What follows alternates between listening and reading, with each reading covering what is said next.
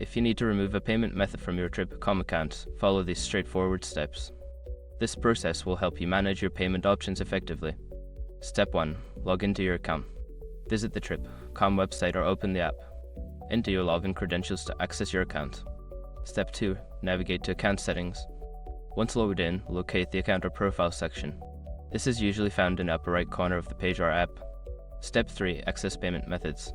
In the Account Settings menu, look for an option labeled Payment Methods or Payment Options. Click on this to view all saved payment methods. Step 4. Select the payment method to remove. Browse through your listed payment methods. Identify the one you wish to remove and click on it to see more details. Step 5. Confirm removal.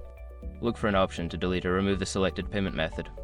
Confirm your choice when prompted to ensure it is successfully removed from your account.